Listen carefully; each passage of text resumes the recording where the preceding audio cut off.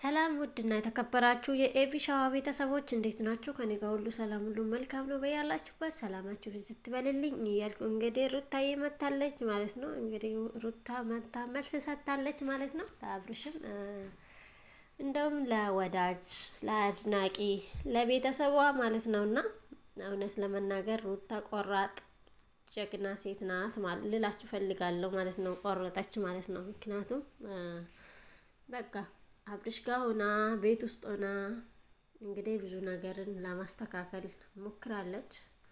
ነገር ግን በዛ ሰዓት ለሱ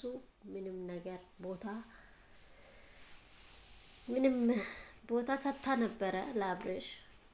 ምንም ጊዜ ቢሆን እንግዲህ የሰው ልጅ ቁጭ ብሎ በጠረጴዛ ዙራ ቢወያይ እና ነገሮችን ቢፈታ አሪፍ ነበረ። ነገር ግን አልተሳካም፣ አልሆነም ይሄ ነገር ማለት ነው። የኛ አበሻ ስንባል ድሮ ዛሬም አሁንም ለምን አይሆንም እና ማለት ነው። ሰው የሆነ ነገር ሲሆን ነው በቃ አይደለ? የሆነ ነገር ሲሆን ወይ ሲሞት ወይ ሲታመም ወይ ስትለያዩ እንደዛ ነው። ሰው ርቆ ከሄደ በኋላ ነው የሚጸጽታችሁ ማለት ነው። እና ምንም የሚጸጽታችሁ ነገር የለም ምንም ነገር ማለት ነው።